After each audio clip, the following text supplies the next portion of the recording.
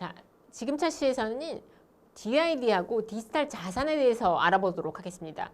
요즘 이제 코로나가 발발하면서 저 두 개 영역은 많이 주목을 많이 받게 됐던 이런 영역들입니다. 우선은 이제 블록체인이 여러 서비스들이 있는 건데 이제 그걸 제가 한번 하이퍼사이클을 가지고서 설명을 한번 드려볼게요. 하이퍼사이클은 이제 뭐냐면은 가트너에서 매년 그 기술들을 다 조사해가지고 기술들마다도 각각 그 영역이 있잖아요. 모바일이라고 해도 모바일 기술이 아니라 그 안에 들어간 요소 기술들이 있는 거잖아요.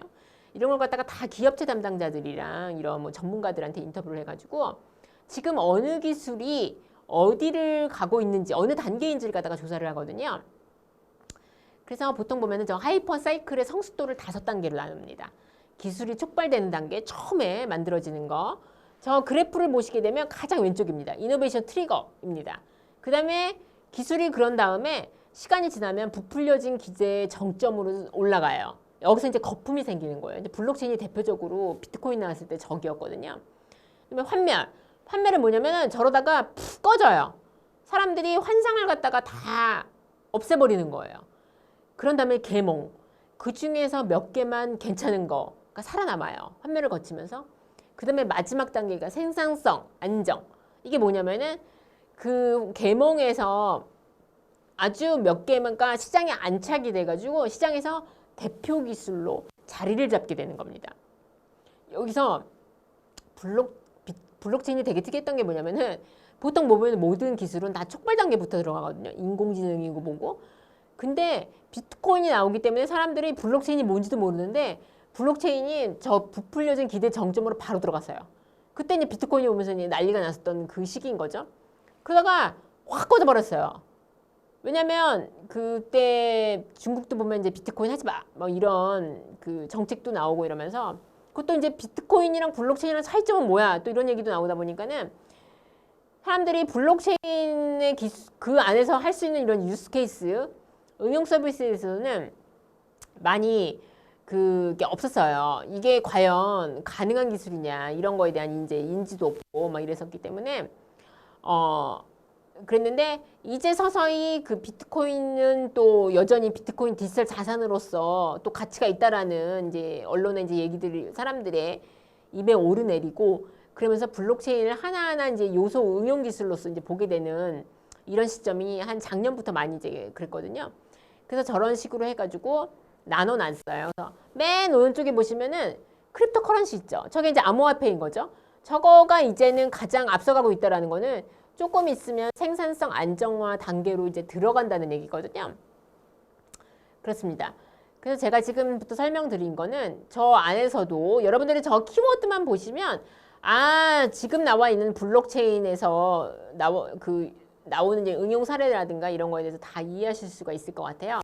여기서는 제가 말씀드린 거는 저기 부풀려진 기대의 정점에 있는 Decentralized Identity. 저게 이제 말하는 DID거든요. 블록체인 기반으로 신분증 발행하는 거 저거.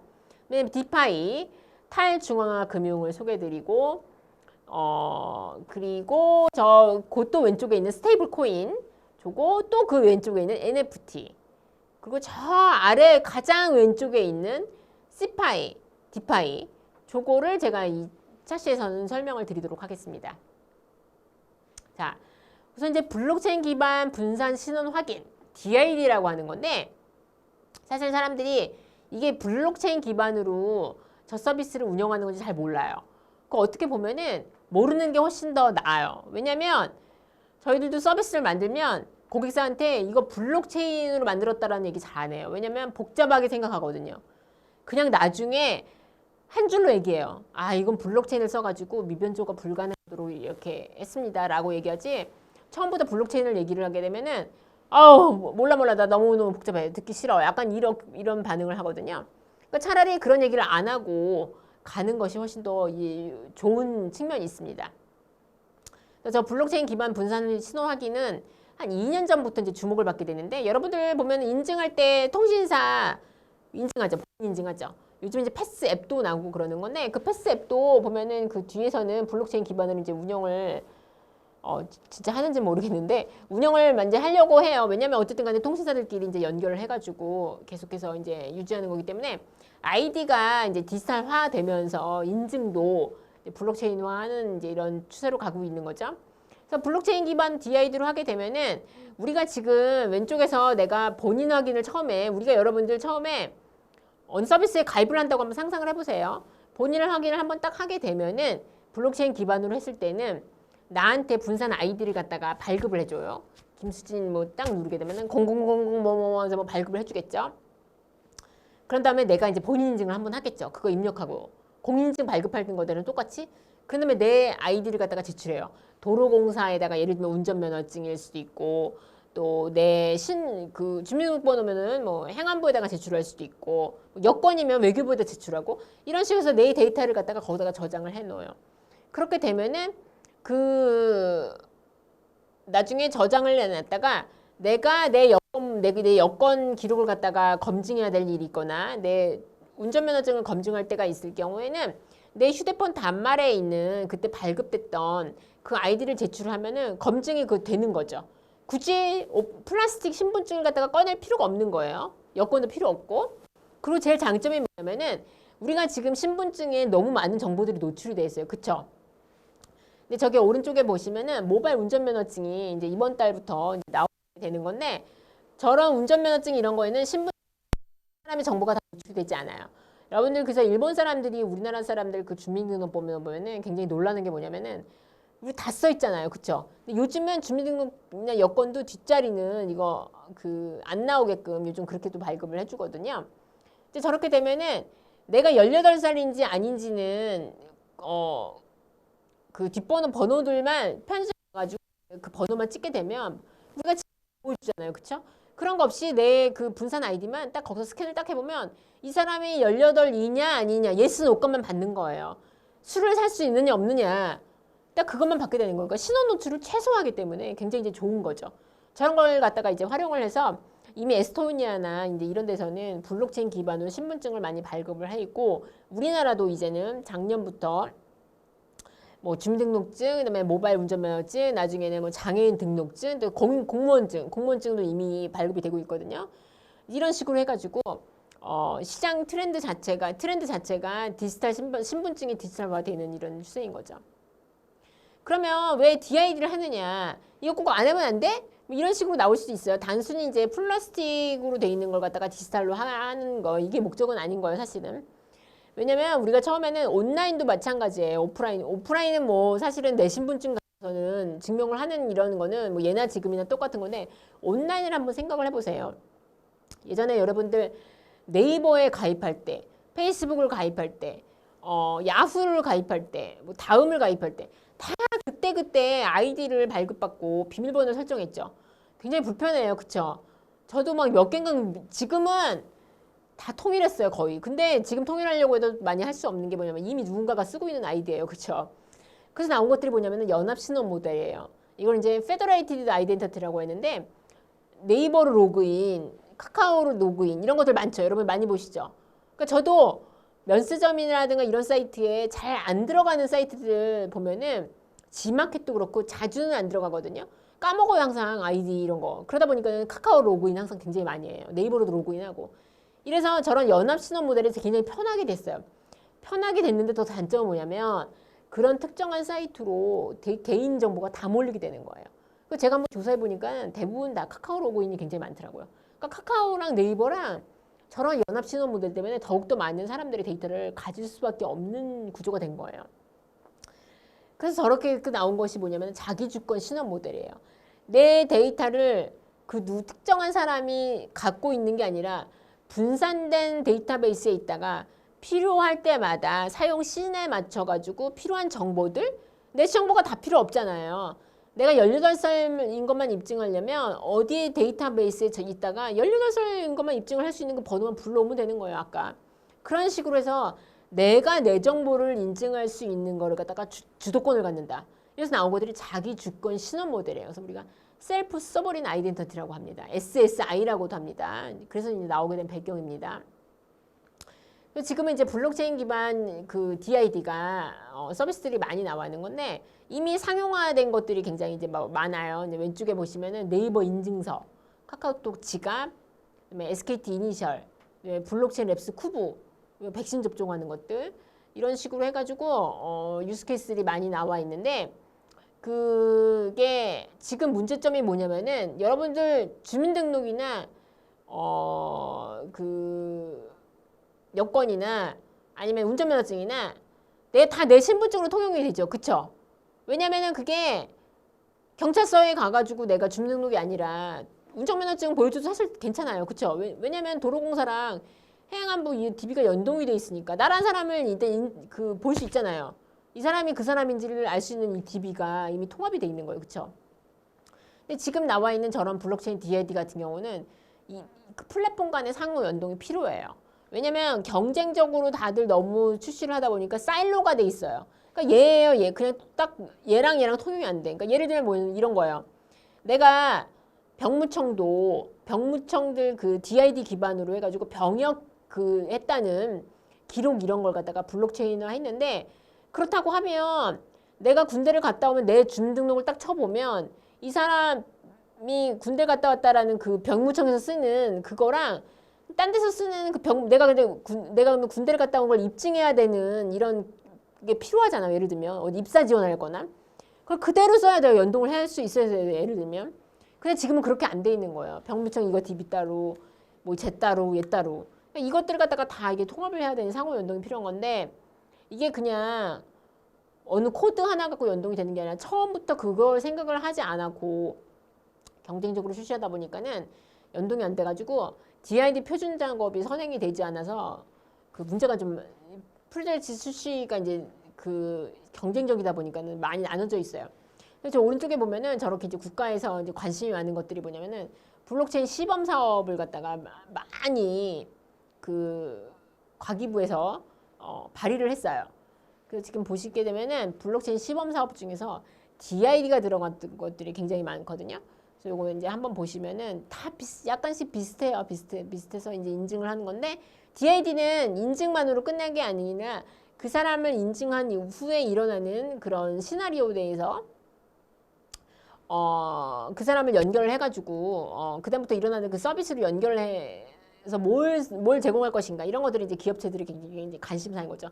왜냐하면 공인인증 이건 그 서비스는 인증을 하는 수단인 거지 그게 목적은 아닌 거잖아요. 기업들은 인증을 해서 그럼 그 후에 뭐 할 것이야. 그러니까 이것들이 기업들이 저 DID 기반으로 뭔가 서비스를 갖다 만들어 보려고 하는 이런 주안점입니다. 이제 그 신원아직인 같은 경우가 저 쿠브 같은 경우도 이제 블록체인 기반인 건데 사실 우리 지금 보면은 인증할 때 그냥 바코드 인증 이런 것도 많이 하잖아요. 근데 이제 저 QR코드 방식은 전자서명 정보가 없어요. 그래서 이제 증명서를 발급받은 사람이랑 그러니까 제출한 사람이 같은 사람인지를 확인할 방법이 없어요. 그래서 우리 보면은 그 짝퉁 QR도 중국 같은 경우 막 돌아다니고 그랬잖아요. 그쵸? 지금도 막 그 돈 거래 동남아 같은 경우도 짝퉁 QR들 막 사고 가고 이런 게 내가 이 사람인지 남의 거 빌린 건지 사실 알 수가 없어요. 사실은. 그래서 이제 저걸 갖다가 블록체인 기반으로 다 해야 된다라는 걸 이제 주장하는 사람들도 있습니다. 이제 오른쪽 같은 경우는 보면은 그래서 그 KT가 이제 하는 건데 이제 빌 게이츠 재단이랑 해가지고 통신 데이터 제가 아까 1차 시에서 설명드렸던 이제 그거하고 이제 연결되는 건데 빅데이터를 연결해가지고 이 사람이 어느 지역에 갔다 왔는지 이 사람이 접종했던 것들이 뭔지 이런 이력들을 갖다가 조사를 해가지고 인공지능 이제 그 감염병 조기 진단 이제 알고리즘도 개발하고 또 통신 데이터 기반으로 해서 감염병의 확산 경로도 내가 어디 갔다 오서 어디서 발발했다라고 하면은 그 지역을 갔다 왔던 사람들 특성을 분석할 수 있잖아요, 그렇죠?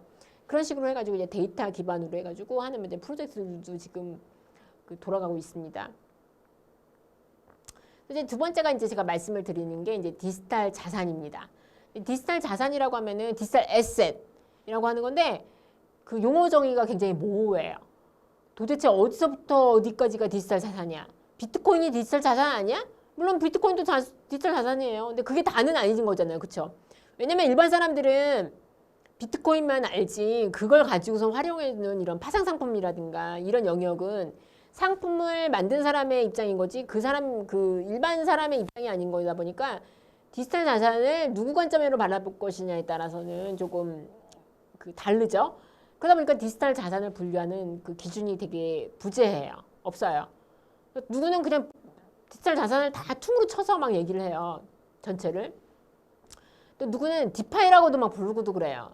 제가 이게 설명을 드리는 건 여러분들이 신문에 막 용어들이 막 이렇게 막 나오고 혼용되고 그러면은 도대체 이게 저 같은 경우도 도대체 이게 뭘 얘기하는 건지 잘 모를 때가 있어요. 그래서 좀 이 용어를 갖다가 좀 익숙하라고는 차원에서 말씀을 드린 거라. 첫 번째 디지털 자산은 크게 제가 보면은 한 5가지로 분류하는 게 맞고, 이게 이제 뱅크 오브 아메리카에서도 이런 식으로 분류를 합니다. 크립토 커런시랑 토큰, 그러니까 암호화폐라든가 토큰, 또는 이제 요즘 이제 많이 뜨고 있는 NFT 대체 불가능한 토큰, 이걸 NFT 그렇고, 디센트럴라이즈드 파이낸스, 탈중앙화된 금융, 이것도 이제 디지털 자산이고, 또 하나가 스테이블 코인. 뒤에서 이제 설명을 드리겠습니다. 스테이블 뭐지? 안정된 코인, 안정된 코인이라는 거예요. 그러니까 비트코인처럼 막 그 가격이 들쭉날쭉이 아니라 어느 정도는 안정돼 있다. 이런 스테이블 코인이고, 이제 마지막에 요즘 가장 주목을 받고 있는 중앙은행이 발행하는 화폐, CBDC 이렇게입니다. 그래서 저 5가지를 디지털 자산이라고 부른다라고 이제 하는 거를 갖다가 그 익혀두시면 되겠습니다. 자, 디지털 자산이 갑자기 또 그 큰 변혁을 맞이하게 된 게 뭐냐면은 법제화예요. 예전에는 그 중국 같은 경우는 지금도 이제 비트코인을 갖다가 완전 전면 금지를 하고 있는 건데, 우리나라 같은 경우도 보면은 이제 특정 금융 거래 정보의 보고 및 이용 등에 관한 법률, 길죠. 줄여서 특근법이라고 합니다. 이거는 이제 상식으로 이제 알아두시면 되는 건데, 특근법이 나오면서 언제 나왔냐? 특근법 시행이 2021년 3월 25일 날 됐어요. 작년 3월 25일이고요. 그래서 가상화폐들이 좀 거래하시는 분들은 잘 아실 텐데, 거래소들한테 신고를 하라고 했어요. 자격 요건을 충족을 해서 신고를 하는 거래소만이 영업을 할 수 있고, 나머지는 다 문 닫는다. 그래서 문 닫는 업체가 꽤 많아요. 그래서 저게 9월 24일 날까지 마감이어가지고, 저 아시는 분도 되게 고민이 많았어요. 왜냐면 신고 요건을 충족을 해야 되는데, 그러니까 어려운 거야. 그래서 막 거래소들 막 난리가 났고, 뭐 다 문 닫는다, 뭐 막 이런 얘기도 나왔는데, 결국 뭐 통과하고, 뭐 요건을 막 완비를 하고, 뭐 이런 건데, 저렇게 됨으로써 예전에는 가상화폐 거래소를 거래하는 사람들이 사실 실명이 아니었었거든요. 그쵸? 세금도 안 내잖아요.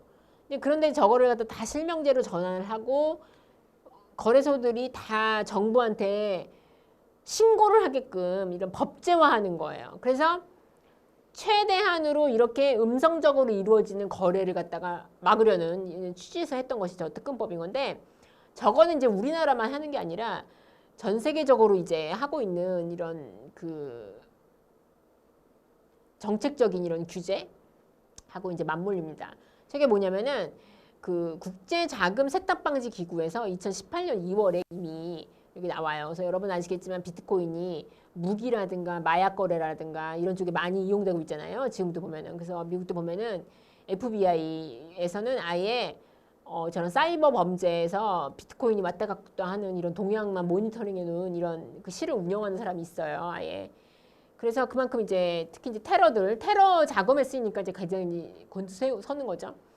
그렇기 때문에 저거를 갖다가 그 와중에도 보면은 그때 거래소들 다 비트코인 때문에 운영을 잘하고 있었는데, 그래서 저걸 갖다가 저런 자금 세탁 방지 및 테러 자금 조달 금지 의무를 발표를 해요. 2019년에. 그래서 각 국가들에다가 권고를 해요.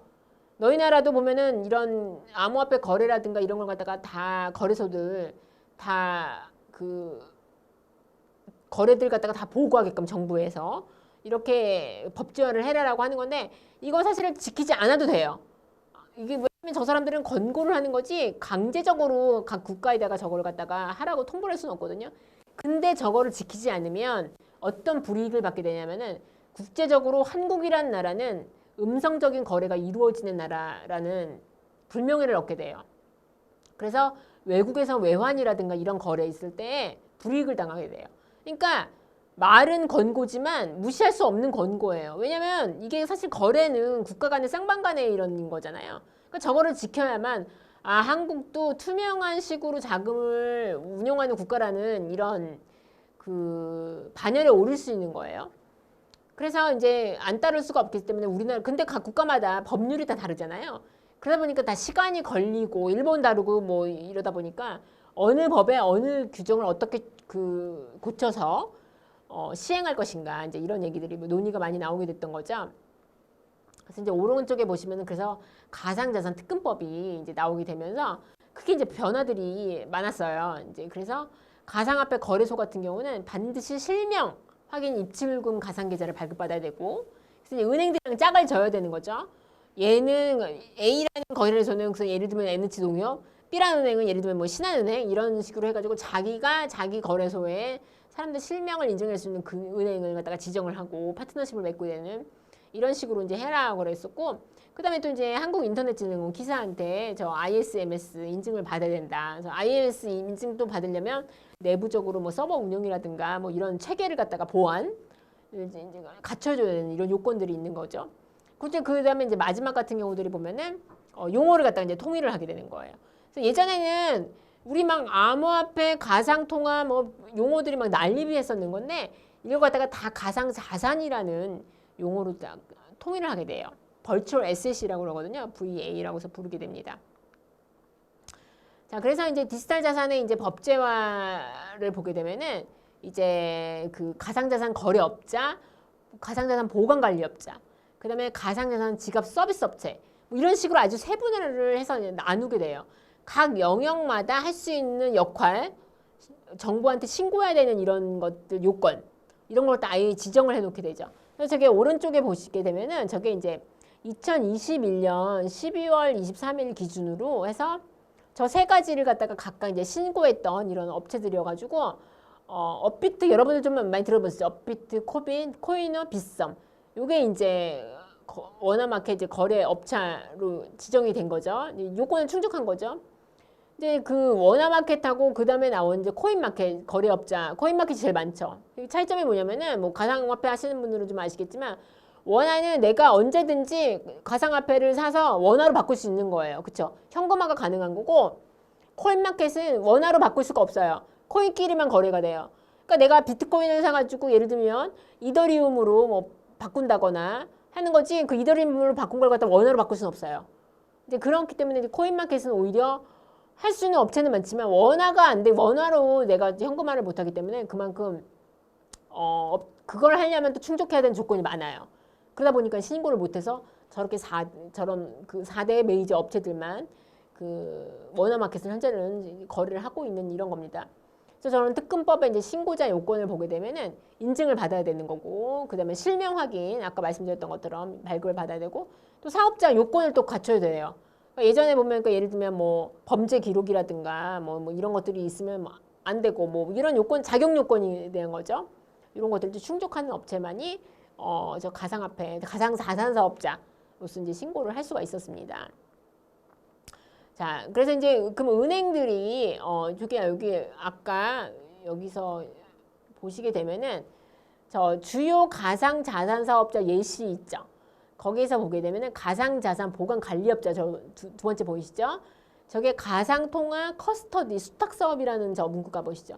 저게 뭔가 싶으신 건데 요즘 이제 많이 나오고 있는 거거든요. 저게 디지털 자산 커스터디거든요. 저게 뭐냐면 커스터디. 여러분들 커스토디언, 혹시 가디언 이런 용어 들어보시죠? 뭐냐면은 내가 누군가를 보호해준다라는 이런 용어예요. 커스터디.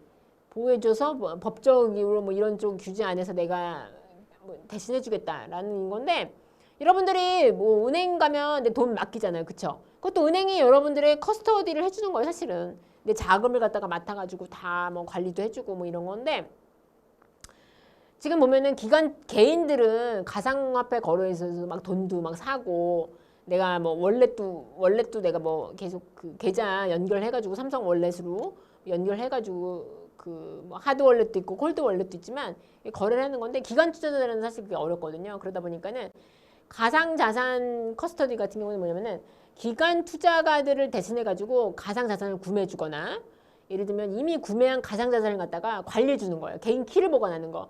여러분들 그 암호화폐 거래할 때면 키가 이게 필요하거든요. 이제 이건 사실 탈취되거나 잃어버릴 수 있고 사실은 그렇잖아요. 이런 키도 보관해주고, 그러니까 지켜주는 거예요. 사실 이 자산을. 그래서 커스터디라고 하는 건데, 예전에는 이거를 미국에서는 은행은 이런 거를 못하고 디지털 자산 커스터디를 할 수 있는 업체만 정해놨어요. 그러니까 그 무슨 가상화폐 거래소만 저걸 할 수 있게끔 했었는데 은행들도 저 서비스를 할 수 있게끔 작년에 가을쯤에 법이 바뀌면서 작년에 재작년이었죠. 제가 작년이라고 재작년에 법이 바뀌면서 은행들이 전부 저 커스터디 사업에 다 뛰어들기 시작을 해요. 왜냐면 은행은 이미 고객사들 돈을 관리를 하고 있잖아요. 거기다 그냥 가상자산만 더 같이 관리를 하면 되는 거예요. 별로 이렇게 어렵지가 않아요. 그러니까 이게 은행이 제일 잘할 수 있는 영역이거든요. 그래서 은행들이 블록체인을 가지고 뭔가 비즈니스를 하려고 생각은 많이 했는데 거기서 건진 게 없어요. 왜냐하면 블록체인이 법적으로 문제가 있는 것도 있고 아까 말씀드렸지만 속도도 안 나잖아요. 그럴 것은 뭘 하겠어요. 그래서 은행들이 블록체인을 뭔가 해야 되는데 뭘 할지가 항상 고민이었거든요. 그런데 저 커스를 딱 하니까 옳거니 이거야말로 우리가 리스크 없이 그냥 잘할 수 있는 영역인 거예요. 그래서 저 왼쪽에 저기 보시게 되면은 DBS 이제 싱가포르에서 전 세계에서 가장 디지털 그 서비스가 앞서가는 은행이거든요. 뭐 최고의 은행으로 꼽혀요. DBS가 재작년 10월에 은행들도 커스터디를 해도 되겠다라고 이제 미국에서 얘기가 나온 그 무렵에 어차피 싱가포르는 저런 규제들이 없거든요. 은행이 DBS에서 아예 저런 커스터디랑 암호화폐 거래소도 런칭을 하고, 그러니까 우리나라가 은행이 암호화폐 거래소를 운영할 수 없거든요, 우리는. 근데 DBS는 그것도 해요. 거래소도 운영을 하면서 기업 고객들 디지털 커스터디 사업도 하고 저런 식으로 하겠다는 서비스를 갖다가 런칭을 이미 했어요. 하다 보니까 이제 그걸 보고 우리나라 은행들도 우리도 그럼 해야겠다라고 이제 생각을 해가지고 저 오른쪽에 이제 보셨던 것처럼 기관 투자가랑 이제 그 대상으로 해가지고 가상화폐 거래소랑 같이 이제 그 짝을 지어서 은행이 직접 할 수는 없으니까 이제 기업 하게 되면서 은행들이 이제 직접 그 하고는 싶어 하는데 지금에서는 이제 법적으로는 안 되는 걸로 알고 있어요. 그래서 저런 식으로 가상화폐 거래소를 두고 내 기업을 내 고객을 내가 유치한 고객을 갖다가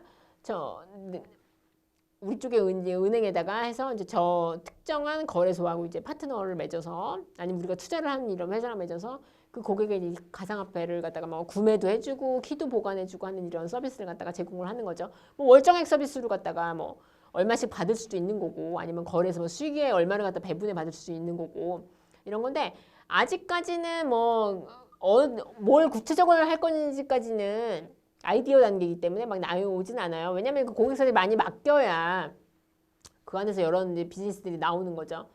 그래서 이제 은행들 같은 경우는 지금 이제 NFT 좀 이따 말씀을 드릴 건데 그런 거를 직접 발행하거나 아니면 저런 이제 커스터디 사업으로 이제 가상자산 시장에다가 이제 뛰어들고 있는 이런 현상이 지금 있습니다. 상황입니다. 이제 NFT 요즘 이제 가장 많이 여러분들 들어보셨을 거예요. 그렇죠? NFT 논 펀저블 토큰. 나이키도 NFT를 뭐 발행했다. 뭐 구찌도 NFT를 발행했다. 뭐 명품 업체들 뭐 발행했다. 그리고 여러분들 뭐 게임 좋아하시면은 게임 카드 있죠. 카드도 뭐 NFT를 발행했는데 그 가격이 뭐 경매에 붙였는데 막 어마어마하게 막 비쌌다. 막 이런 얘기도 굉장히 나오거든요. 저게 뭔가 막 이렇게 생각을 되시는 건데 저건 뭐냐면은 디지털 일반적인 자산을 갖다가 디지털화해서 거래할 수 있는 토큰으로 만들어주는 거예요. 뭐냐면 여러분 내가 이 마스크 예를 들면 이 마스크 이거는 아무런 가치가 없어요. 그쵸? 근데 제가 이거를 포토샵으로 뭐 사진 찍거나 해서 디지털화해요. 디지털화 해가지고 이거를 갖고 코인 토큰으로 만들어요. 만들어가지고 예를 들면 제가 만약에 유명인이라고 하면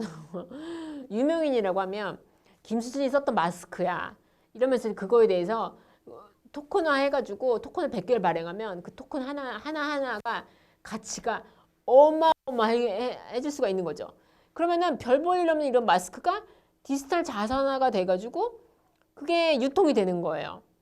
그 얘기는 뭐냐면은 사람들은 그럼 그걸 왜 사? 라는 얘기를 할 거 아니에요. 그 마스크가 뭐라고? 그냥 사요. 희소성이라고 해가지고 별것도 아닌 거. 그래서 얼마 전에도 보면은 인도네시아인가 어느 이상한 그 굉장히 가난한 청년이 자기 뭐 그림 뭐 벽에 뭐 그림 뭐 이거 가지고서는 뭐 18억을 갖다가 벌었다 뭐 이런 얘기가 나오잖아요. 사람들이 사요. 어디서 파냐면 NFT 마켓이 또 있어요.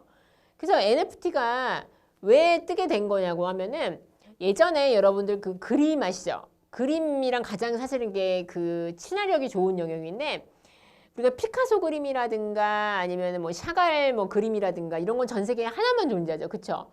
하나만 존재하니까 희소성으로 굉장히 좋아요. 그런데 그거를 가진 사람만 좋아요. 그쵸? 그 가격은 뭐 몇백억짜리 있는 거고. 근데 그 그림을 또 중간에 경매해주는 경매업체는 항상 돈을 벌죠.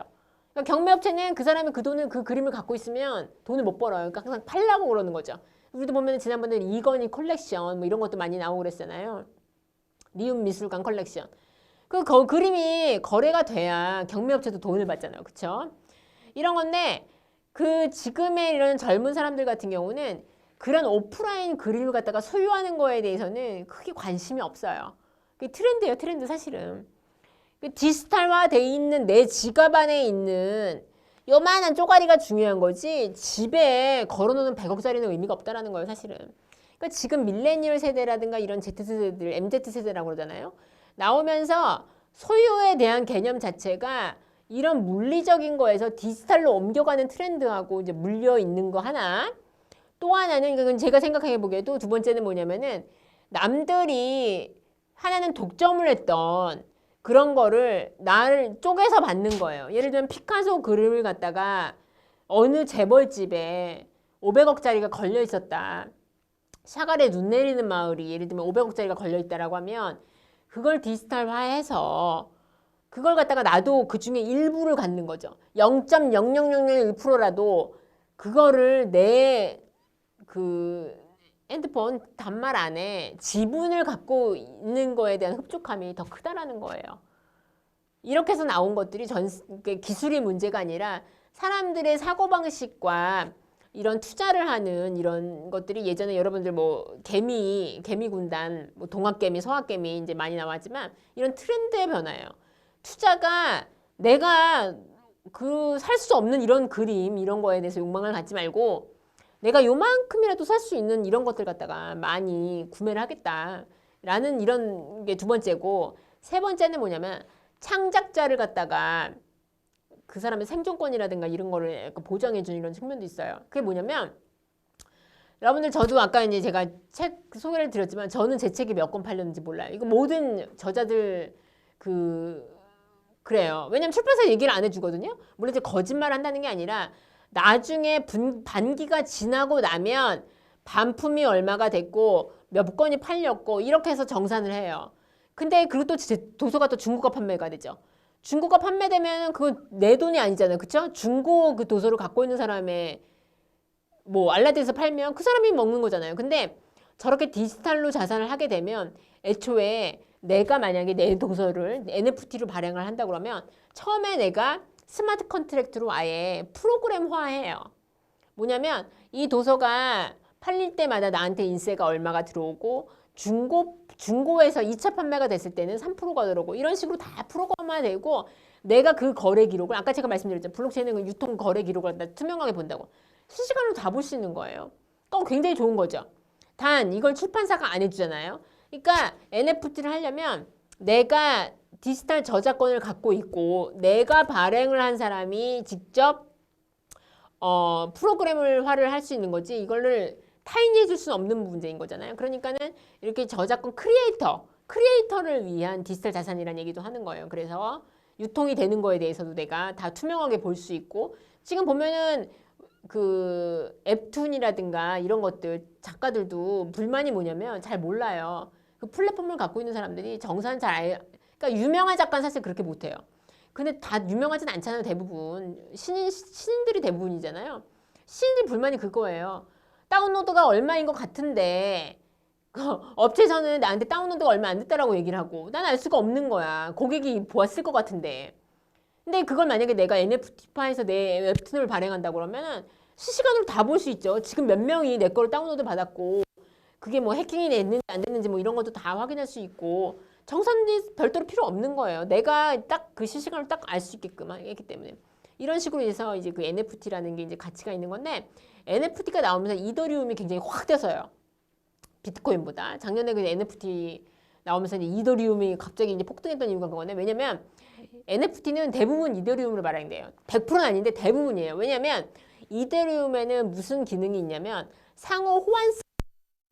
상호 호환성은 뭐냐면 여러분들 예전에 좀 아시는 분들은 크립토키티라고 해가지고 이더리움으로 발행했던 이런 고양이 이런 것들이 있는 건데 고양이를 갖다가 이제 교배를 하고 나만의 고양이가 생기는 거 이런 거였는데 그게 이제 이더리움으로 만드는 건데 이더리움에는 그 표준이 있어요. 이 이더리움이 이제 ERC721 표준이라고 하는 건데 대부분 그걸 많이 써요. 그래서 블록체인은 비트코인도 약간 일부 그런 기능이 있는 건데 비트코인은 저걸 위해서 만들어진 코인이 아니에요. 그러다 보니까 이제 이더리움 같은 경우는 상호 호환이 된다. 그러니까 바꿀 수 있는 거예요. 다른 사람이랑. 이런 부분이 있기 때문에 이더리움 기반으로 발행을 하는 것들이 대부분 유통되는 것들이 대부분입니다. 그래서 이더리움이 이제 가치가 이제 확 높아지게 됐던 것들이죠. 그래서 미리 저 시장을 보고 비탈릭 부테린 이제 만들었던 것도 있는 건데 그때 이제 NFT가 없었고 그냥 개념적으로만 있었어요.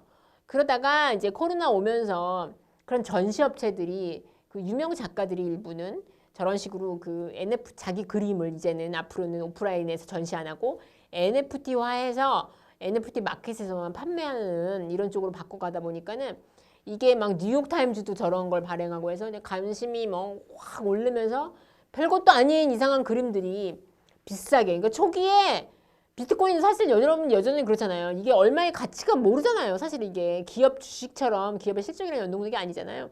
그런 것처럼 확 붐이 올랐습니다. 그래서 지금 저기 밑에 그림 왼쪽 그 하단에 보시면 주요 금융사들도 NFT 사업에 많이 이제 진출을 하려고 해요.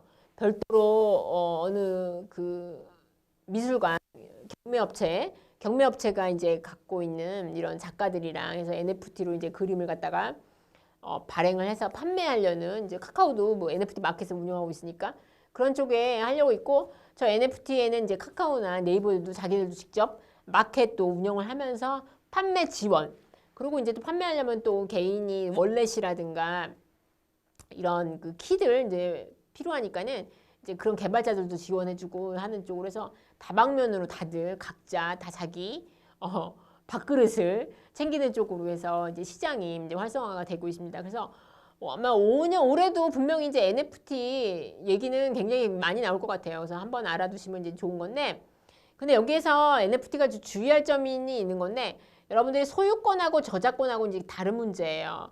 이게 뭐냐면, 지난번에도 이제 어떤 그 영화, 기생충이었던 것 같아요. 거기에서 그 그림 있잖아요. 그 그림을, 기생충에 나오는 그림을 그린 화가가 따로 있어요. 그쵸? 그 화가는 그 그림을 만들긴 했지만 그 그림을 했지만 그 그림에 대한 전체적인 소유권, 저작권 이런 것들은 그 영화 기획사에 있는 거예요, 사실은. 그러니까 이게 분리를 해줘야 되는 부분인 거예요. 그게 무슨 말이냐고 하냐면은 내가 피카소가 그린 그림이 있어요. 그걸 아무나 사진 찍어서 그걸 갖다가 NFT화 하는 거는 아무나 할 수 있어요. 저도 할 수 있어요. 사진 찍어가지고 포토샵으로 해서 NFT 마켓에 팔 수 있잖아요. 그쵸? 그거는 내가 NFT화한 JPG 파일에 대한 소유권은 나예요. 그쵸? 근데 그렇지만 그 그림에 대한 저작권 내가 안 갖고 있어요. 그럼 피카소 재단이 갖고 있는 거예요. 그쵸? 재단이 나중에 항의할 수 있는 거예요. 네가 뭔데 이 그림을 이렇게 해가지고 저작권을 무시하느냐. 그거 없애버려라. 유통이 폐기가 되는 거예요. 그걸 모르는 채 누군가가 김수진이 발행한 피카소 그림 그게 뭔지도 모르고 샀다. 그럼 나중에 그 토큰은 시장에서 사장이 되는 거예요. 그러니까 지금 그런 것들이 굉장히 많아요. 그러니까 내가 만들고 내가 소유권도 갖고 있고 내가 저작권도 갖고 있는 이런 걸 갖다 NFT화해서 판매해서 유통을 하면 상관이 없어요. 그게 아니라 대부분 뭐냐면 남의 거, 동의도 없는 거. 그 작가는 몰라요. 내 그림이 지금 유통이 되는지 안 되는지도 몰라요. 나중에 항의가 들어와가지고서는 막 고소하겠다고 막 이런 것들도 굉장히 많아요. 그래서 되게 이제 주의해야 되는 것들이 굉장히 많아요. 그래서 아직까지도 법적으로 근데 어떻게 할 수도 없는 이런 부분이기 때문에 여러분들이 그거는 굉장히 유념을 하셔야 됩니다. 또 두 번째 중요한 것도 CBDC. CBDC는 뭐냐면 중앙은행이 발행하는 화폐예요. 그럼 중앙은행이 화폐를 왜 발행을 할까요? 이제 이런 건데 사실 우리나라에서는 유통이 되는 그 화폐가 90%가 디지털이에요. 그렇죠? 네이버페이, 카카오페이, 또 각종 뱅킹 앱. 현금을 만져볼 일이 없어요, 여러분. 그렇죠? 조폐공사가 여러분 젊은 분들은 조폐공사가 뭔지도 잘 모르거든요. 돈 찍어내는 회사거든요. 조폐공사에서 10% 우리나라 전체에서 유통이 되는 그 거래 화폐가 아니라 자산인 거예요. 자산 중에 예전 조폐공사 그 돈을 맨날 찍는 게 일이었거든요. 그 5만 원권 세외 나오면 10,000원권 이런데 지금은 조폐공사는 전체적인 그 화폐 유통에서 5% 10%밖에 찍질 않아요. 없어도 되는 거예요. 사실은 이게 점점 디지털 트렌드예요. 왜? 카카오나 네이버페이 같은 이런 민간 사업자한테 그런 것들이 다 이양이 되는 거예요. 지금 중국도 그런 거잖아요. 알리페이, 인민은행 놀고 있고 알리페이라든가 텐센트의 위챗페이 이런 쪽으로 다 사람들이 화폐가 돌아가는 이런 모델들이 다 민간으로 내려오는 거예요. 그러니까 중앙은행들이 중앙은행의 역할은 무엇인가를 고민해야 되는 거예요. 이거는. 예전에는 중앙은행이 돈을 찍으면 그거를 시중은행들이 사와요. 사와서 그걸 갖다가 자기네들이 갖고 있다가 일반 그 시민들, 우리 같은 시민들한테 대출이라는 형태로 돈을 갖다가 유통을 하죠. 그런 다음에 또 돈이 어떻게 들어오냐면 예금이라는 걸로 들어오죠. 이런 식으로 대출과 예금으로 해가지고 시중에 돈이 유통이 되는데 지금은 그런 형태가 아닌 거예요. 그쵸? 네이버나 카카오, 내가 있는 통장에 있는 돈, 디지털로 다 왔다 갔다 해요. 그래서 은행의 역할이 무엇인가. 이런 걸 하는데 이게 어느 나라나 다 똑같아요. 사실은. 그러다 보니까는 CBDC에 대해서는 생각을 안 할 수가 없는 거예요. 이렇게 모든 이런 화폐 주도권들이 플랫폼 사업자들한테 이양이 되면서 앞으로 이것들이 어떤 세계 경제에 미칠 영향이 무엇인가 이런 것들을 생각을 하다 보니까는 중앙은행들이 나서서 시중은행들이랑 같이 이제 테스트도 하고 또 이제 좀 있으면 제일 먼저 이걸 하는 거는 뭐냐면은 중국이에요. 중국 같은 경우는 제일 먼저 이제 이거를 시작을 했는데 왜냐면 중국에서 유통이 되는 이런 모든 것들이 90%가 알리페이거든요. 그러니까 은행들이 굉장히 불만이 많아요. 왜냐면 알리페이도 결국은 은행 계좌를 연결해서 쓰는 거거든요. 여러분들 네이버페이도 여러분들이 네이버페이 선불 충전을 하는 것도 있지만 대부분은 계좌를 연결해요. 그쵸? 계좌를 연결하기 때문에 은행이 필요해요. 그 알리페이도 마찬가지예요. 은행이 필요해요. 그러면 은행들의 불만은 뭐냐면 우리는 은행 인프라를 유지하는데 그렇게 막대한 돈을 쓰면서 결국 고객들 데이터나 고객들 접점은 알리페이 네가 다 가져가냐? 그래서 마윈에 대해서 굉장히 불만이 많아요. 그래서 중앙은행의 역할을 갖다가 강화를 해서 알리페이의 입지를 약화시키겠다라고 하는 게 이게 중국에서 하고 있는 중국은 이제 DCP 아까 제가 쓴 책에 보시면 굉장히 자세하게 나오거든요.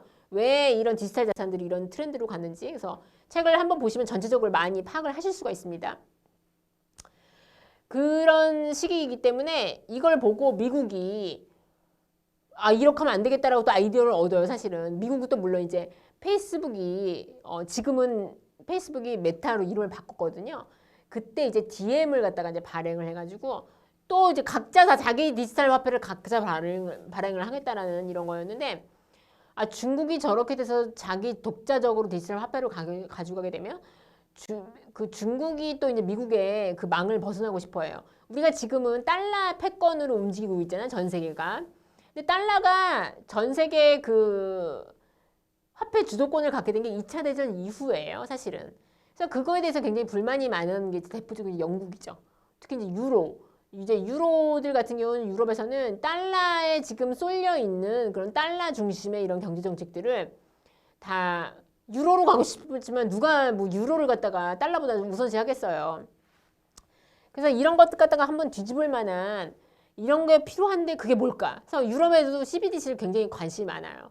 그러니까 저건 뭐냐면은 각 나라마다 중앙은행이 다 각자 자기 돈을 발행을 하는 거예요.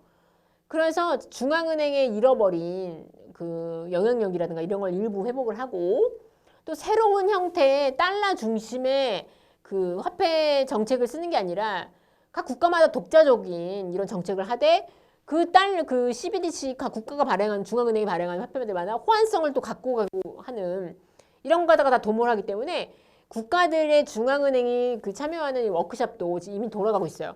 그래서 일본이 굉장히 적극적으로 저기 해요. 그래서 왜냐면 아까 제가 말씀드린 것처럼 일본은 그 아직도 현금 유통량이 많다 보니까는 이참에 아예 CBDC를 해서 엔화를 아예 CBDC화해서 전면적으로 디지털 해보자 되자. 왜냐면 화폐를 아예 없애버리면 종이화폐를 없애버리면 사람들이 뭐 쓸 수 없으니까 그밖에 쓸 게 없잖아요. 이제 그거를 일본은 우리나라 카카오페이나 이런 네이버페이 뭐 이렇게까지 이제 막대한 페이 사업자는 없어요. 물론 페이페이도 라인페이도 있긴 하지만 아직까지도 현금이 더 많거든요. 그러니까 그냥 이참에 아니면 CBDC로 가자. 뭐 이런 무브먼트가 있어요. 그러니까 이런 정책적인 거를 갖다가 다 틈타서 CBDC가 인기라기보다는 주목을 받게 되는데 근데 각자 다 고민이 많아요. 왜냐하면 이게 그냥 서비스 하나를 런칭을 하는 게 아니라 각 국가의 조폐 시스템, 화폐를 어떻게 중앙은행의 역할은 뭐고 신진흥은행이나 유통은 어떻게 할 것이며 또 민간 그러면 기존의 사업자들과 역할은 어떻게 나눌 것이냐 이런 것에 대해서는 관심이 많다 보니까는 그렇게 쉬운 문제가 아니라 생각은 많은데 이걸 어떻게 구현할 것인가에 대해서는 각 국가마다 환경이 다 다르잖아요. 그렇죠? 중국은 하면 돼요. 그냥. 그 중국에서 올림픽 때 3월에 올림픽 때 올해 3월인가요? 북경올림픽 때 이미 중국은 CBDC 쓰고 있어요. 하면 되는 건데 나머지처럼 이미 민간화폐가 저런 카카오나 네이버나 아니면 은행에서 쓰는 이런 앱들 이런 걸 쓰는 그런 것들이 발달한 나라는 그럼 기존에 사람들이 쓰던 거랑 어떻게 연동을 할 건지 아니면은 뭐 대체를 할 건지 대체는 사실 불가능하잖아요. 공산국가도 어떻게 어느 날 쓰지 마 네이버페이 쓰지 마 카카오 쓰지 마 어떻게 그렇게 해요? 그렇기 때문에 어디서부터 어디까지를 개입을 할 것이냐 그리고 저걸 이제 블록체인 기반으로 이제 운영을 하려고 하면 저 노드는 어떻게 운영할 것이며 저기 왼쪽에 저 그림 보시면 그래서 한국은행이 작년 6월부터 그 작년에 8월이죠. 8월부터 이제 CBDC를 이제 테스트를 해서 속도 아까 제가 말씀드렸던 이제 블록체인이 블록 만들어지는 속도들이 느리니까 어디서부터 어디까지를 갖다가 블록체인 정산 시스템에 넣고 속도는 어느 정도가 되나 뭐 이런 것들 갖다 다 테스트하고 이제 이런 것들이 있어서 활용 가능성을 점검을 하고 있습니다. 그래서 국가마다 이제 중국이 굉장히 여기 아이디어를 많이 제공을 했어요. 왜냐면 일찍 시작했기 때문에 사실 비슷하거든요. 어느 나라나 중앙은행이 그 노드고 밑에 민간 은행들 5대 은행 예를 들면 이런 애들이 이제 그 소형 노드가 되고 발행을 갖다가 뭐 거액은 어떻게 할 것이고 소액은 어떻게 할 것이고 뭐 이런 식으로 중국이 이미 아이디어를 줬기 때문에 사람들이 중국을 벤치마킹을 굉장히 많이 했어요. 왜냐면 중국이 그 얼마나 그 많은 그 인구 대국으로 테스트를 얼마나 많이 했어요. 그러니까 속도고 뭐고 다 그 중국에 다니며 물어보고 어때요? 괜찮은 것 같아? 중국이 또 발표도 되게 많이 해요. 해보니까 이게 좋은 것 같다. 저게 좋은 것 같다. 그러니까 많이 시장을 선점하는 거예요, 사실은. 그런 식으로 이제 아이디어를 주는 거죠. CBDC가 그래서 여러분들 좀 알아두시면 좋을 것 같습니다. 그래서 지금 보면은 작년에 이게 굉장히 그 SI 업체에서는 꽤 그 큰 이슈였어요. 왜냐하면 카카오랑 그럼 정부가 아까 제가 말씀드렸던 중앙은행이 있고 민간은행이 있고 지금 현재 이제 민간 페이 사업자가 있는 건데 이걸 갖다가 이제 그 파일럿 테스트를 해보는 거예요. 저걸 테스트를 할 건데 이제 누군가 대표 업체를 한테 맡겨야 되잖아요. 그게 카카오가 될 것이냐 네이버가 될 것이냐 그래서 경합을 벌였어요. 그래서 막 경합을 벌여가지고 이제 그거를 플랫폼을 구축하는 애들은 뭐 삼성은 뭐 여기 붙고 뭐 CNC는 뭐 여기를 카카오에 붙고 막 이래가지고 왜냐면 그거 계약을 따면 우리가 구축하니까 그래서 이제 그걸 초미의 관심사였는데 사람들이 네이버가 될 거야 막 생각을 했는데 결국은 카카오가 됐어요. 왜냐면 카카오가 이미 그라운드 X라고 하는 이런 메인 플랫폼도 있잖아요. 그래서 결국은 카카오가 한국은행 그래서 이제 그 참가에 딱 들어가가지고 저게 이제 테스트를 했어요. 해가지고 얼마 전에 1월 말에 결과도 발표를 했어요. 얼마 전에. 그래서 여러분들 저희 CBDC는 좀 알고 싶다라고 하시면 한국은행 홈페이지 가면은 굉장히 자세한 것들, 현재 현황들, 다른 나라는 지금 CBDC를 어떻게 지금 운영하고 있는지, 그리고 국가들마다 CBDC를 운영할 때 고민이 뭔지, 어느 나라는 무슨 고민, 그 예를 들면 국가마다 뭐 그 금융 시스템이라든가 뭐 이런 환경이 다 다르잖아요. 그러면은 A타입에는 이게 좋고 이게 한국은행에서 고민하는 게 아니라 다른 나라에서 같이 워크숍을 하면서 예를 들면 이런 환경을 갖고 있는 나라는 A타입 이런 환경은 B타입 이런 식으로 아예 나눠놓는 것들이 있어요. 그거 굉장히 보면 굉장히 유용하거든요. 이런 걸 보면 이제 아이디어가 있는 거죠. 선진국이고 예를 들면 뭐 유통량이 디지털 화폐 유통량이 적고 이런 나라는 이런 모델을 하는 것이 안정적이다. 뭐 이런 아이디어를 얻는 거 사실은. 그래서 지금 그거를 구현을 해가지고 오른쪽에 예전에는 저 왼쪽에 그림만 있었거든요. 근데 이제 1월 말에 공표했던 자료에는 이제 1단계 구현 결과까지 이제 나와 있더라고요. 그래서 CBDC를 뭐 제조를 어떻게 했고 또 폐기줘야 되는 거잖아요. 그쵸? 돈이니까. 내가 쓰게 되면은 그 다음에 뭐 소각을 해야 될 거 아니에요, 그렇죠? 이런 것들. 그래서 이제 이더리움의 오픈 소스 기반으로 이제 분산 원장으로 해서 네트워크를 구축을 해서 이제 그라운드 X랑 이제 같이 테스트를 했던 거죠. CBDC 유통 시스템도 이제 구축을 하고 또 앱도 개발을 해서 왜냐면 결국 이용자가 쓰는 거잖아요. 저런 식으로 이제 앱도 개발을 해가지고 이제 발표를 했습니다. 그래서 뭐 자세하게 나와 있지는 않는데 이제 저거 한번 보시면 되겠고, 그 정확히 맨 오른쪽 장표에 저 꼭대기 보시면 꼭대기 위를 한번 보시면 국가별로 CBDC 연구랑 도입 준비를 하는 이제 현황들이 이게 있는 건데 이제 이게 제가 보면 잘 안 보여서 1월 현재네요. 1월 말 현재예요. 왜냐면 국가들마다 다 달라요. 다 다르고 어디는 검토만 하다가 주저한 나라도 있고 어디는 속도를 굉장히 중간에 빨리 뭐 한 나라도 있는 건데 제가 보면은 바하마, 동카리브, 나이지리아는 이미 도입을 했어요. 저 CBDC를. 굉장히 빠르죠. 그러니까 오히려 GDP가 낮은 나라일수록 그런 그 플랫폼 사업자가 별로 없는 나라일수록 그냥 CBDC로 그냥 가면 돼요, 사실은. 근데 막 민간페이 사업자들이랑 막 이런 것들이 첨예하게 얽혀있는 이런 선진국들 있죠. 이런 나라가 이제 복잡해요. 왜냐면 검토할 게 너무 많은 거예요. 그래서 시범 운영은 중국, 우크라이나, 우루과이 모의 실험을 하고 있는 거예요. 그러니까 우리나라도 그렇잖아요. 한국, 유럽연, 일본, 스웨덴, 뭐 러시아, 터키, 기초 연구 이런 나라들은 뭐냐면은 진짜 선진국들 있죠. 선진국이고 잃을 게 많은 나라들. 대부분 정말 미국, 영국 다 영어권이에요. 호주, 노르웨이, 태국 이런 나라들은 지금 기초 연구. 그러니까 이런 나라들은 뭐냐면은 돌다리를 두드리면서 다른 나라가 하는 거를 차근차근 뭐 어떻게 미국은 느릴 수밖에 없는 게 영국이나 원래 위상도 있고 잘못하면 이게 돌아올 수 없는 길을 갈 수도 있다라는 이런 생각을 굉장히 많이 해요. 그리고 왜냐면 우리가 기존 갖고 있었던 이런 기득권을 잃어버릴 수도 있는 거잖아요. 그러니까 안 할 수도 없는데 고민이 너무 많아요. 이 CBDC는 국가만. 그래서 아니 기술이 없는 게 아니라 다른 나라들 하는 거 보고 마지막에 좀 최대한 늦춰서 기술의 문제가 아니거든요. 이게 사실은 화폐 시스템을 근본적으로 바꾸는 거라서 고민이 많아요. 사실은. 자, 그래서 이제 제가 아까 이제 세파이, 디파이라고 이제 말씀드린 건데 옛날에는 블록체인 막 비트코인 나왔을 때 다 디파이라고 그랬어요. 디파이가 뭐냐면은 Decentralized Finance예요. 그때는 왜 디파이라고 얘기했었냐면은 그때는 가상화폐 거래소가 법의 테두리에 들어오지 않았었어요. 그러니까 다 가상화폐 거래소는 무조건 다 탈중화된 디파이라고 했는데 작년에 제가 아까 말씀드렸다시피 특근법이 3월 달에 도입이 됐잖아요. 그러다 보니까는 C파이 또는 세파이라고 그러거든요. 세파이랑 디파이랑 완전히 구분이 됐어요.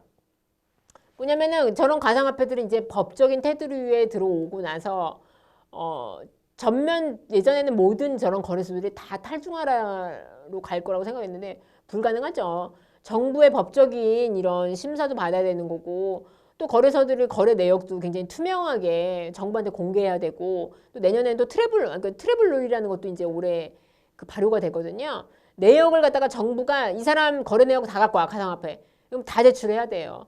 그러려면 이제 그 시스템이라든가 이런 것도 다 완비해야 되고 이런 측면이 있기 때문에 이런 현실적인 난관이기 때문에 탈중앙화는 불가능해요. 왜냐하면 탈중앙화라는 얘기는 익명성을 보장한다는 거예요. 이미 익명성이 보장이 안 되잖아요. 실명제가 다 전면적으로 도입이 됐잖아요. 그렇기 때문에 이제는 그런 거래소들 이런 거는 다 세파이라고 불러요. 또는 세파이라고 불러요. 그리고 여전히 디파이들은 있죠. 완전히 익명성 기반으로 거래하는 것들 여전히 메이커나우라든가 다이, 컴파운드 여전히 디파이가 있어요. 디파이도 여전히 이제 활발한 업체들이 있는 건데 저쪽은 신원 확인이나 이런 게 불필요하니까 여전히 그 불법적인 행위 뭐 그런 것들이 저런 디파이에서 이제 돌아가고 있는 거죠. 근데 저것도 저 중에서 어떤 일부는 언제 또 법적으로 들어오게 되면 저게 또 C파이가 되는 거예요. 이런 식으로. 언제까지 저렇게 정부가 그냥 막 그 디파이 상태로 있도록 두지 않고 커지고 이게 위기가 좀 오게 되면 이제 C파이 쪽으로 이제 일부 이제 옮기게 되고 이제 이런 그것들이 이제 일어나게 되는 거죠. 대신에 옮겨 오려면 명분이 필요하니까 법적인 걸 법률도 개정을 해야 되고 이런 부분이 있죠. 그래서 지금은 이제 은행 대출 거래라든가 이제 신원 확인 절차도 이미 하고 있는 거죠. 저걸 이제 AML KYC라고 하는 건데 가상화폐 실명 거래를 하다 보면 저건 자동으로 되어 있는 거죠. 그래서 저런 식으로 해서 저런 코인베이스라든가 이런 그 거래소들이 다 이제 C파이로 해가지고 암호화폐와 관련된 금융 거래를 하게 되고 또 여러분들 작년에 이제 미국에서는 ETF 선물 같은 경우는 그 비트코인 ETF가 상장이 됐거든요. 그런 것들은 비트코인이 언제까지 저런 디파이에서 거래되는 게 아니라 아예 그 나스닥에 상장이 됐다는 거는 시파이에서 거래가 된다는 거죠. 그래서 일부는 다 저런 식으로 해가지고서는 다 이제 시파이로 들어오면서 오히려 더 활성화가 될 수 있는 면도 있는 거죠, 사실은. 자, 그리고 이제 그 마지막으로 이제 스테이블 코인. 제가 아까 스테이블 코인이 안정된 코인이라고 말씀을 드렸는데 왜 스테이블이라고 하냐면은 약간 펀드 개념으로 약간 보시면 돼요. 1대1 매칭이라고 얘기를 해요. 100%는 아닌 건데 예를 들면 내가 뭐 김수진 코인을 발행을 해요. 김수진 코인이라고 하면 내가 달러에 연동을 할 수도 있는 거예요. 그쵸? 또는 엔화에 연동을 할 수도 있고 또는 달러랑 엔화랑 유로랑 묶어서 연동을 할 수도 있게끔 이런 식으로 해서 제가 이걸 패깅이라고 그러거든요. 이런 식으로 묶어 놓는 거예요. 김수진 코인 하나랑 달러 1대1이랑 1대1의 가치를 갖는다. 예를 들면 이런 식으로 묶어 놓는 거거든요. 그러면 달러도 물론 움직이죠. 그쵸? 하지만 비트코인처럼 널뛰기를 하진 않죠. 그러니까 그나마 좀 안정적인 거예요. 그래서 스테이블 코인이라고 부르는 거예요. 그럼 스테이블 코인은 법정 통화랑 같이 연동하는 이런 것만 있는 게 아니라 암호화폐 담보형도 물론 있어요. 암호화폐 담보형도 있고 또 저런 다이 이런 것들이 꽤 유명하거든요. 그리고 또 법정 통화 담보형 이게 제일 많고 그다음에 석유값이랑 연동하는 것들도 있어요. 또 아니면 또 무담보형도 또 아예 있어요. 그래서 이제 다양하게 스테이블 코인이 나와가지고 기업들에서는 무역대금이라든가 이런 걸 정산할 때 이제 저런 걸 쓰고 우리나라도 은행들이 이제 스테이블 코인을 발행을 하려고 해요. 한 특정한 은행은 이미 발행을 해서 그걸 테스트를 하고 있어요. 왜냐면 발행을 하는 게 중요한 게 아니라 그 다음에 유통이라든가 이제 이런 걸 시키는 게 더 중요하기 때문에 그런 쪽으로 테스트를 하고 있고 이미 미국은 JP모건이 제일 먼저 스테이블 코인을 발행했거든요. 그래서 자기네 그 은행이랑 정산해주는 무역대금이라든가 기업들 청산이라고 그러거든요. 그런 거 해주는 거는 다 자기네들이 JP모건이 발행했던 이런 코인으로 결제를 하는 거죠. 근데 이제 스테이블 코인이 미국에서는 작년 들어서 더 규제를 강화하겠다는 얘기들이 굉장히 많이 나오고 있어요. 그러니까 비트코인은 오히려 스테이블 코인보다 덜 위험하다라는 얘기도 해요. 그러니까 스테이블 코인이 뭐가 뭐냐면 내가 발행을 하잖아요. 김수진이. 그럼 예를 들어서 김수진이 수진 코인 하나랑 달러 1달러를 갖다가 매칭한다고 해봐요. 발행을 하면 그걸 사람들이 사가는 거죠. 그쵸? 나한테 돈을 주고 달러에 해당하는 거를 사가고 나는 발행을 하는 거고 그런데 그 사람들이 언젠가는 현금화를 하기 원할 수 있잖아요. 그때를 대비해서 나는 돈을 예비비름을 갖고 있어야 돼요. 비축을 해놔야 되는 거예요. 그쵸? 우리가 채권 발행하는 것도 그렇지만 내가 나중에 돌려받잖아요. 만기가 되면. 그때 그 돌려줄 때 돈이 있어야 되는 거예요. 그쵸? 내가 갖고 있어야 돼, 그 돈을. 그게 없으면 부도가 나는 거잖아요. 근데 그거를 스테이블 코인을 발행하는 업체들이 예비비 내가 비축금이 없이 그냥 막 발행하는 거야. 그럼 사람들이 그걸 사가잖아요. 근데 만약에 그 돈을 나를 현금화 할 때 되면 내가 돈을 줘야 되잖아. 돈이 없으니까 딴 데 또 빌리고 막 돌려막기. 예를 들면 이런 식으로 되는 거예요. 그래서 2년 전, 3년 전에 보면은 미국에서 굉장히 저걸로 유명했던 형제가 있어요. 스테이블 코인 발행으로. 처음에 돈을 엄청 많이 모았죠. 근데 미국에서 이상해. 뉴욕 정부에서 그 사람들한테 자금을 제출하라고 했어. 예비비를 얼마나 갖고 있는지. 사실은 이게 100%를 다 갖고 있는 게 맞는데 불가능하잖아요. 60%, 70%는 적어도 갖고 있어야 되는 거야.